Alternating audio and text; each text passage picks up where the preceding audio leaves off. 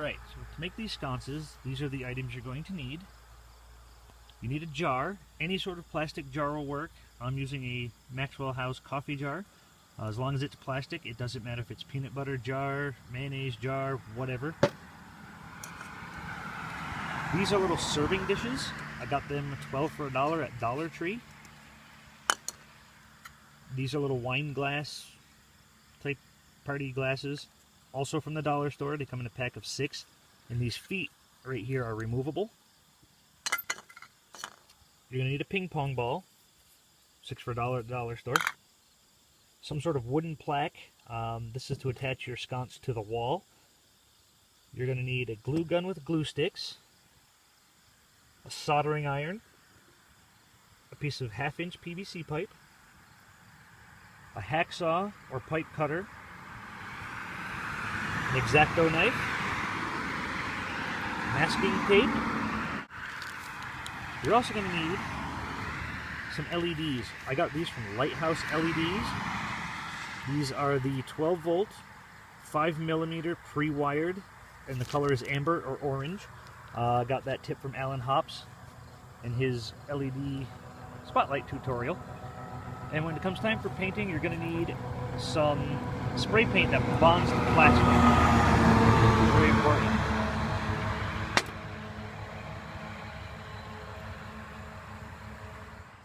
So the first thing I do is I mask off where I want it to be clear.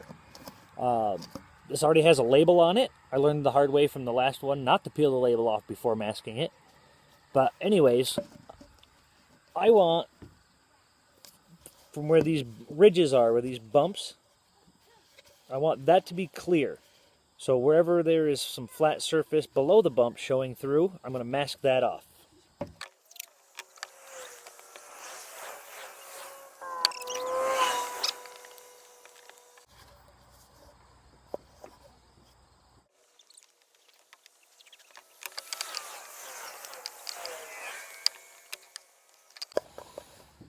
Alright, next step is take your soldering iron,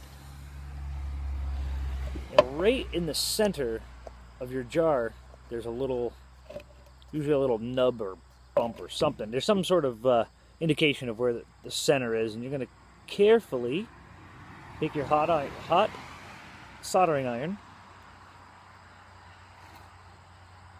and melt right through the hole. Melt a hole right through.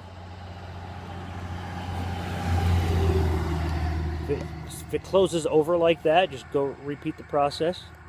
You want to make sure that your LED will fit right in here. You also want to make sure that the hole is not bigger than your LED, because you're going to wire it up from the bottom, and that'll be perfectly fine. Right, so this part can be a little tricky, but remove the foot for your wine glass. You're not going to need that for right now.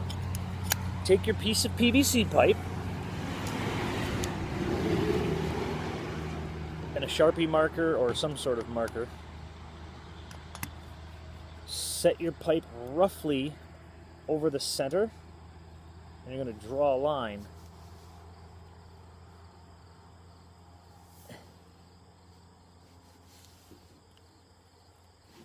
around your PVC pipe. What this will do, this piece will act as a cover over the PVC pipe, which you'll see later. Now we're also going to take a spot on our serving dish, and we're going to do the same thing. It doesn't really matter where, which side or anything like that. Just kind of set it on there.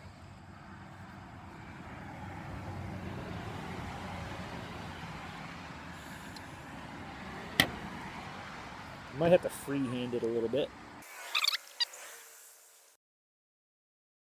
Now,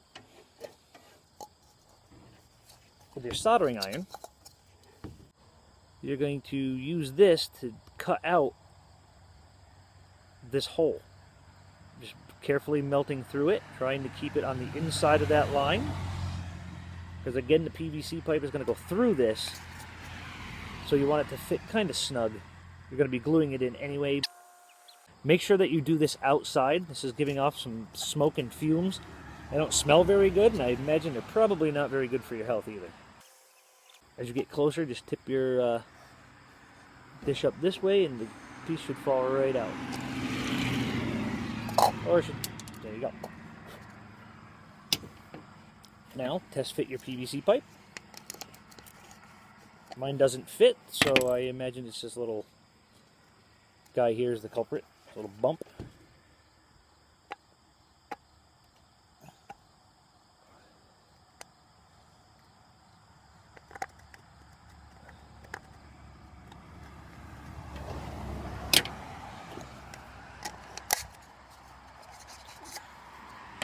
Alright, now one more thing to do with the soldering iron.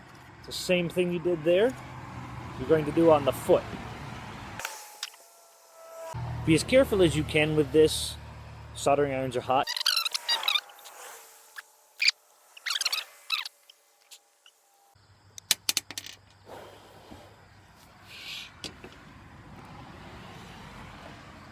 Make sure you test fit your PVC. Fits right. Take your ping pong ball and your X-Acto knife, but all you're going to do is make like an X, like the incision really from there to there. It's not that big. I'd say ½ inch at most. And then you go onto the side of this little X there, like that, and then a little bit off to the side. This part goes over the bottom of your wine glass. Now you could put it there if you like, but I like to push it all the way through down to the bottom like that. So now that I know it's going to fit, okay, and I got a nice big hole there. Take your hot glue gun, big old goober on the top there, and you're going to press that all the way to the bottom of your to the back of your ping pong ball, and that'll hold it. And then for a little added support, you can just go around this area right here with your hot glue. Okay, so now we want to test fit. This is going to be the bottom of our sconce, so we're going to test fit it to the bottom, which you can see here. That's not going to work. So what I do is I kind of estimate where I want this to be cut, and I'm going to cut it right about here all the way through, and just cut this bottom part right off. Okay, so it's not a perfect cut, which doesn't really matter. The important part is that this wine glass covers that part and fits nicely with the jar, which this one does. However, before we put the bottom on, we have to insert our LED. And I'm not going to cover anything with wiring. Check out Alan's video, Stiltby Studios, on YouTube. He does a great tutorial with these exact LEDs, making spotlights. So he'll have that all covered there.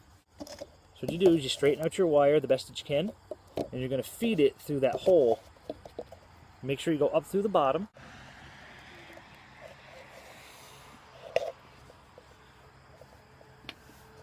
Alright, so before you put it up there, you take a little dab of glue, hot glue, and you're going to put it right on the back side of this LED. Right there. Well, that's a big blob. And then pull it right up through. You want your LED to sit flush against the bottom of that. Alright, so after that's glued in, you're going to take your top piece, your serving dish that has the hole in it, you're going to feed the wires through that hole and set the dish right on top. This is going to be the top of your sconce. Before you glue it in, you want to turn it upside down and adjust your jar so that it's as straight up and down as you like it. That's way too crooked. Once you get it where you like it, put a little dab of glue .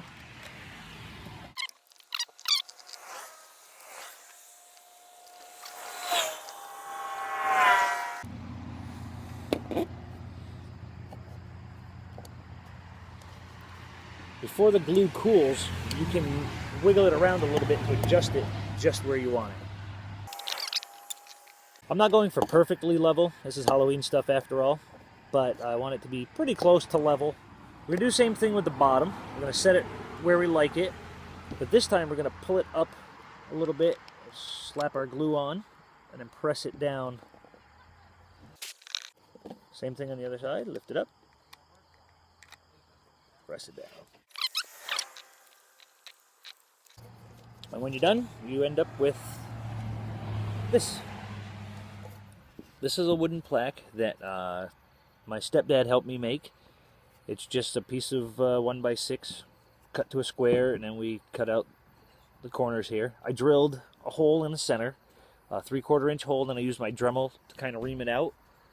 I cut my PVC pipe about 3 inches long, and it slides perfectly right inside there. What we're going to do is from the back side. You see I drew these X's. That's how I found the center. Take your hot glue gun. You want to pull your PVC pipe backwards a little bit. Not that far. But just enough to get a good glob of glue right there.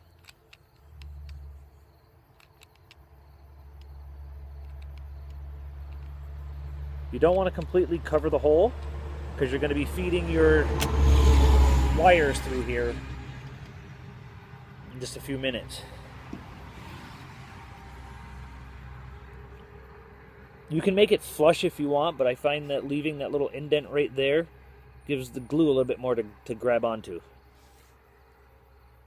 Alright, the glue on the back is dry now, so I'm going to run a bead of glue around the front also, just to kind of make sure that that piece of PVC is secure.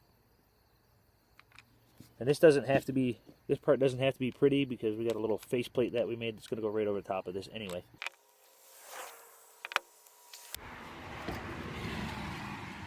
Here's your faceplate that we cut out before. Mine is really ugly. I mean, that is bad.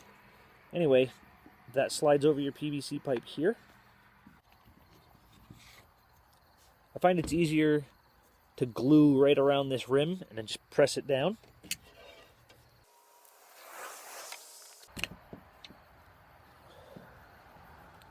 Alright, so now we're going to attach the main sconce to the back. Make sure your wires are pretty close together. You want to feed them through your PVC pipe, and then put your PVC pipe inside the hole you made in the top of your serving dish. Make sure your wires are coming out the back. And you can play with this to see where you like it. You definitely don't want it so far up that it's pushing on the wire. You want to have some slack in there. So I'm thinking right about there is good. Then you just kind of eyeball it, make sure it's kind of straight. Again, it's Halloween stuff. If it's crooked, it looks better, in my opinion. You're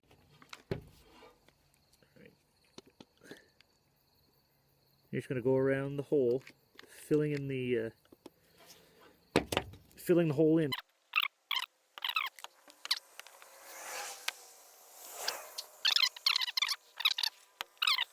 Alright, so it's all glued on. I would recommend handling it by the wood part, as it'll be a lot sturdier than this. It's just hot glued on there, so if you drop it, if you throw it, if you grab it like this and swing it around, it could come off of there. I put like a lot of glue in there, but it could still come off. Alright, there it is, all painted with the black spray paint for plastic. Waiting for it to dry now, and then we'll go on to the next step. I got hammered paint. It's a hammered texture, so it looks like hammered metal, and this one's copper or brass kind of color.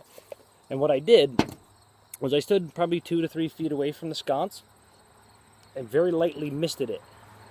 You can see it looks like aged copper now. I may go over it a little bit more, but I think I like that. So next step is to add some patina to age it even further. I got this stuff for 50 cents at a dollar store. They were 2 for $1. And it's just kind of a, I don't know if you can really see, show you the cap here. It's kind of a turquoise color. You need a chip brush. And what I'm doing is basically like a dry brush. I'm going to load up the brush. And then I got newspaper right here, and I'm trying to get off as much paint off of the brush as possible. Then I'm just going to lightly jab. You can randomly turn the brush. Chip brushes work good for this because the bristles really separate. And you could probably start to see a subtle green tint in amongst the copper and the black.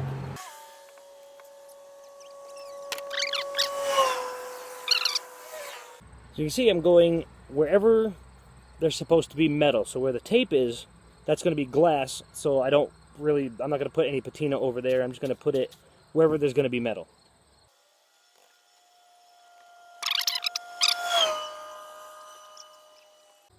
I'm trying to get the back side as well as the front side. You're not really going to see the back, so if I have a heavier amount of paint on the brush, I will usually start in the back, because if I get a little too much there, it's not a big deal.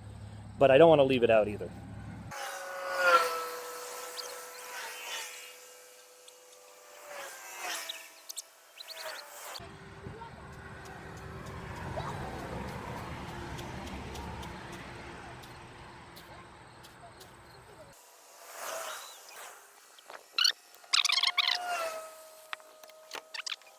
Alright, so the final step is to just remove your masking tape, and your sconce is finished.